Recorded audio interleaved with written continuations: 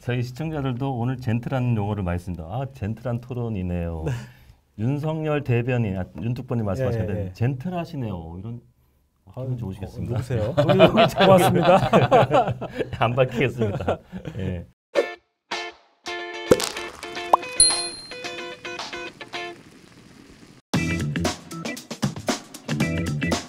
이분이 이제 얘기하시는 게 세 가지 의도라고 저는 생각을 합니다. 일단 세 가지요? 예, 맞네요. 네, 예, 세 가지 정도로 축약을 한 거예요. 이것도 더 있을 수 있는데 이제 뭐냐면 자, 돈 나눠준다고 해서 싫어할 사람 없을 거예요. 그래서 이제 표를 얻기 위한 하나의 본인만의 전략이 아닐까. 뭐 세금이든 뭐든 간 어쨌든 내 통장에 돈이 꽂히면 다 좋아하는 거예요. 그 표에 반영이 어느 정도 된다고 저는 생각합니다. 표를 얻기 위한 게 하나. 두 번째는 그럼으로써 뭔가 자기가 정책에 굉장히 통달해 있다. 나는 정책통이다. 정책을 통해서 말하는 후보다. 이걸 좀 강조하기 위한 게 아닌가. 이게 두 번째고. 마지막으로는 뭐 이 대장동 이슈를 좀 덮고자, 뉴스를 뉴스로 덮고자 하는 그런 의도가 아닐까 이렇게 간단하게 생각합니다. 요 시간이 좀 공백기예요. 이재명 후보가 경기도지사를 그만두고 당에서 선거대책위원회가 만들어지고 그리고 정책이 본격적으로 생산되는 그 비어있는 공간이죠. 예, 비어있는 공간에 그냥 가만히 있으면 안 되지 않습니까?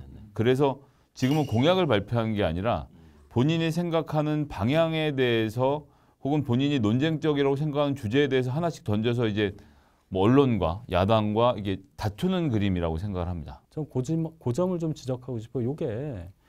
이게 간단하게 될 거면 돈이 많으면 다 하면 되죠. 저도 그렇게 얘기하고 싶어요. 그러니까 결국은 재원 확보가 가능한가?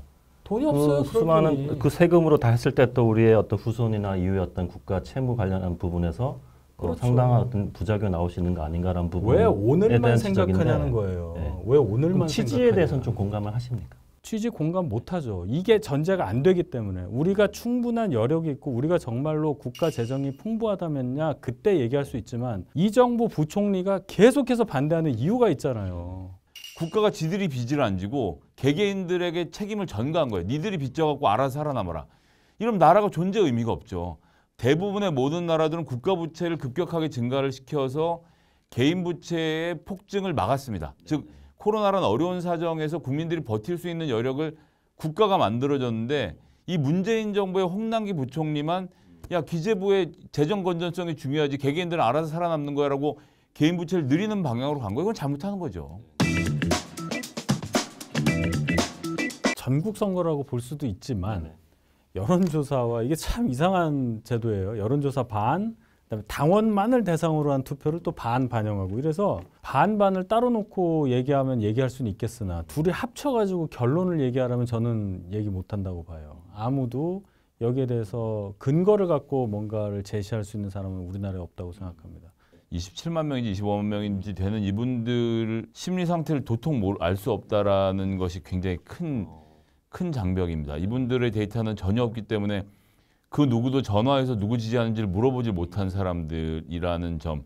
그냥 유일하게 나이를 하나 가지고 봐야 되는데 그러니까 18세부터 39세까지가 대략 4만 한 8, 9천 명 정도 되시는 것 같고 그다음에 50세 이상 되시는 분이 거의 한 10만 명 가까이 되더라고요. 늘어난 사람이. 예, 늘어난 2차 선거 이후 당원 늘어난 분량만 이렇고 40대가 뭐 전 양쪽으로 좀 어중간하게 있다고 생각하고 20대가 무조건 다 홍준표를 찍고 50대 이상 무조건 윤석열 찍을지 이것도 아니지 않습니까 사실은? 근데 인구 구성상으로 보면 윤석열 후보한테 최소한 불리하진 않겠다. 홍준표 후보는 기세가 좋았던 것에 비해서는 준비된 내용이 이게 뭔가 좀 이렇게 짜임새 있게 됐다기보다는 이거 내가 해봐서 하는데라는 인상을 주니까 유권자들이 이제 마지막 선택에서 좀 꺼려하시는 게 아닌가 이런 생각이 들어서 홍준표 후보의 뒷심이 좀 부족했다라는 점에서는 전 상대적으로 현재로서는 윤석열 후보가 좀 유리하신 국면이 아닌가 생각을 합니다. 홍준표 대표가 이 정도 표를 얻을 수 있는 분이에요.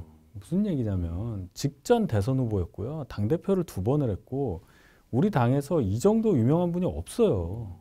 그렇지 않습니까? 윤석열 후보는 외부에서 갓 입당하신 분이란 말이에요. 예를 들어서 홍준표 후보가 3분의 1 못 얻겠어요? 누구랑 붙어도 당 안에서는 3분의 1은 얻습니다. 그 정도는 예상할 수 있잖아요. 그러니까 따라잡았다고 말씀을 하시는데 원래 이 정도는 갖고 있는 분이에요. 예, 국민의힘이 잘 못하고 있으니까 국민의당의 안철수 후보가 지지율이 높아지는 수밖에 없죠. 이미 안철수 후보는 중도로서의 포지셔닝은 없어졌습니다. 국민의당하고 한편이다. 그러니까 뭐 정말로 한편이다 이런 게 아니라 지지자분들 입장에서는 윤석열이냐 안철수냐 혹은 홍준표냐 안철수냐 이렇게 따지지 지금 민주당을 지지하시거나 민주당에 찍을 생각이 있었던 분들이 안철수 후보에게 넘어갈 확률은 상대적으로 좀 낮아진. 그러니까 지난번 대선 출마는 좀 의미가 많이 다르다라고 생각합니다. 새로운 정치를 11년째 말씀하고 계신데 구체적으로 새로운 정치가 뭔지는 잘 모르겠습니다. 예, 그냥 습관적인 새로운 정치라는 것 외에 혹은 이제 좀 냉정하게 말씀드리는 정치 혐오에 기반한 뭐 대통령 임기를 줄인다, 무슨 국회의원 수를 줄인다, 뭘 줄인다 하여튼 정치가 영역이 좁아지면 나라가 잘 돌아갈 것처럼 말하지만 그렇게 좁힌다고 해서 해결될 문제가 아니거든요. 안철수 후보가 지금 이렇게까지 하는 이유가 뭐겠어요? 본인이 이번 대선에 출마를 하지 않으면 국민의당이라는 당 자체의 존재 의미가 없어집니다. 본인이 다음에 대선 이후에 정치적으로 재기할 만한 기반이 아예 없어져요. 뭔가를 해야 되는 거예요. 그러니까 그냥 안면 몰수하고 나온 거예요. 안철수 후보의 지지율은 심상정 후보의 정도밖에 안 돼요. 지난번에 비하면 많이 줄었죠. 지난번에 21% 득표하고 심상정 후보 6% 했는데 많이 줄어들었어요.